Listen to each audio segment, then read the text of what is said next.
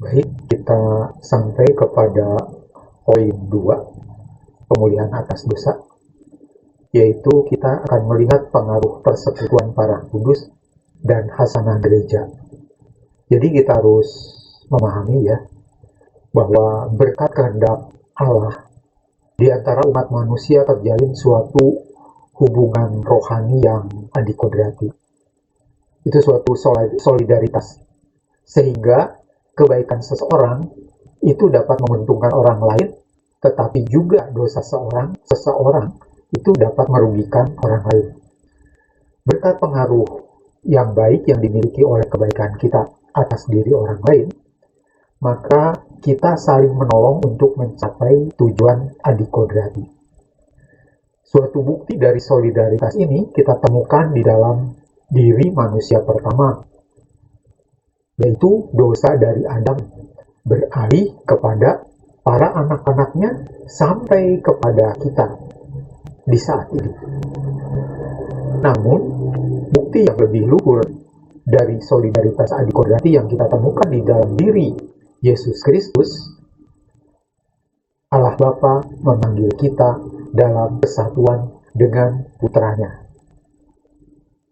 Oke, kita lihat di ayat Yohanes 15 ayat 85. Akulah pokok anggur dan kamulah ranting-rantingnya.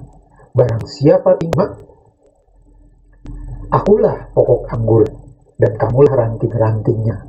Barang siapa tinggal di dalam aku dan aku di dalam dia, ia berbuah banyak. Ayat yang lain, 1 Korintus 12 ayat 27, kamu semua adalah tubuh Kristus dan kamu masing-masing adalah anggotanya.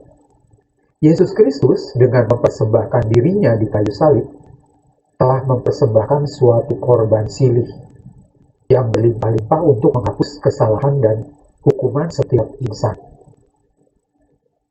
Kita lihat dasar Alkitab yang lain dari Yohanes 1 ayat 16. Dari kepenuhannya, kita semua telah menerima kasih karunia demi kasih karunia. Bandingkan dengan 1 Petrus 2, 21-25. Kristus yang tidak berbuat dosa, ia sendiri telah memikul dosa kita di dalam tubuhnya di kayu salib. Oleh bilur-bilurnya kita menjadi sembuh. Lihat juga Yesaya 53 ayat 4-6. Tetapi sesungguhnya penyakit kitalah yang ditanggungnya dan kesengsaraan kitalah yang dipikulnya. Kristus tidak perlu menyilih dosanya sendiri. Karena dia tidak berdosa, maka silihnya adalah untuk seluruh umat manusia, dan itu cukup. Namun, sebagai kepala kita, dia ingin menyilih juga melalui kita, yaitu anggota-anggotanya, seperti dosa Adam beralih kepada umat manusia, namun kemudian berdasarkan solidaritas, satu rasa yang mengikat manusia, demikian juga orang merasa solider dengan Adam.